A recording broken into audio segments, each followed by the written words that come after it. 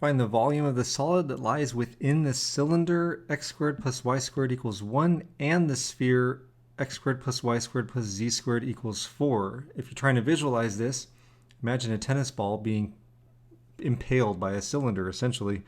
But I have a different visual for you. It is the graph or the sketch of this in R3. We have the cylinder of radius 1 and the sphere of radius 2. And what we've got is basically there's this cap on top of the cylinder that looks kind of like a yarmulke. It's the top part of the sphere, and then there's this bottom part of the sphere as well, but it's the region inside the cylinder and the rounded top and bottom. I'd like for you to go ahead and set up and evaluate the integral that'll give this volume.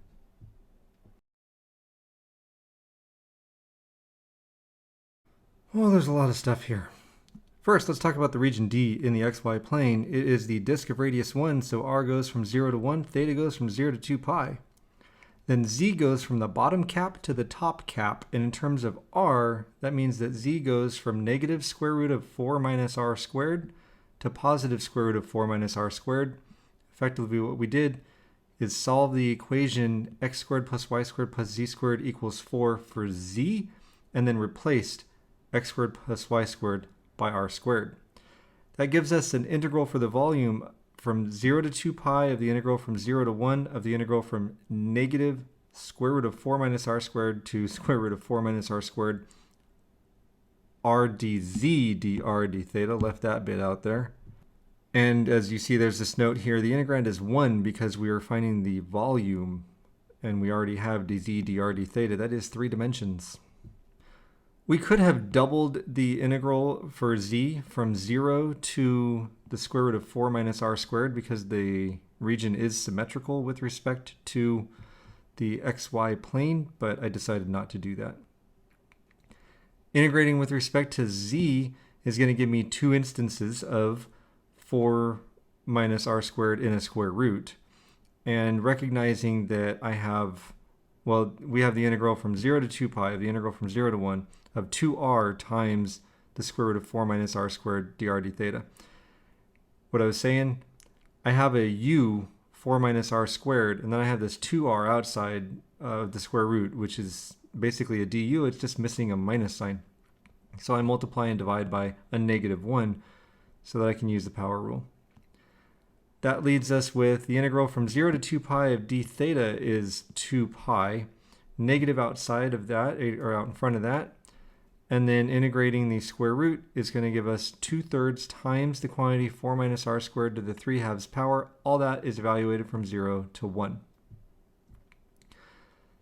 We end up with 4/3 pi with a negative in front.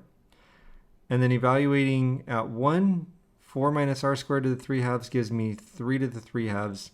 Evaluating at 0 gives me 8. So we have negative 4 pi over 3 times the quantity 3 to the 3/2 power minus 8. That will simplify to 32 pi over 3 minus 4 pi times the square root of 3. Now we're going to look at a problem that starts out in rectangular coordinates. We have the integral from negative 3 to 3 of the integral from 0 to the square root of 9 minus x squared of the integral from 0 to 9 minus x squared minus y squared. The integrand is the square root of x squared plus y squared, and dv is dz dy dx. And we're told to convert this into cylindrical coordinates. Based on the order of integration and the order of the integrals, I can see that x goes from negative 3 to 3. Y goes from 0 to the square root of 9 minus x squared. And z goes from 0 to 9 minus x squared minus y squared. The limits on x and y indicate that we have the top half of a circle of radius 3 centered at the origin. I know it's the top half because y is not negative. The boundary on z is really a paraboloid. So we have a region under the paraboloid z equals 9 minus x squared minus y squared. above the xy plane because z has bottoms out at 0. And if we let z equals 0, you're going to see the trace or the projection of the paraboloid in the xy plane is this circle of radius 3. I encourage you to draw a sketch of the solid if you need to. Well, folks, the top half of a circle with radius 3 means we're looking at r going from 0 to 3, theta going from 0 to pi. It's only the top half of the circle after all. And then z is going to go from 0 to 9 minus r squared. Now I'd like for you to set up and evaluate this integral.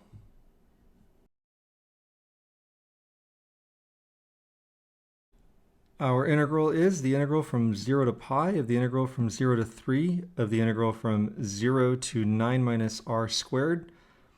Our integrand becomes r, and because of the r dr d theta, we end up with r squared times dz dr d theta. Integrating with respect to z gives me the integral from 0 to pi of the integral from 0 to 3 of r squared times that factor from z of 9 minus r squared dr d theta, the lower limit on z being 0, zeroes out that term. Integrating with respect to theta is going to give me theta. And I can do these in one step really because we don't have a function of r and theta together. Or more to the point, we don't have a function of r and theta that can't be factored into a function of r times a function of theta. Moving on. 9r squared integrates to 3r cubed, and then r to the 4th integrates to 1/5 r to the 5th. So we have pi times the quantity 3r cubed minus 1/5 r to the 5th from 0 to 3. The arithmetic on that will give me 162 pi over 5.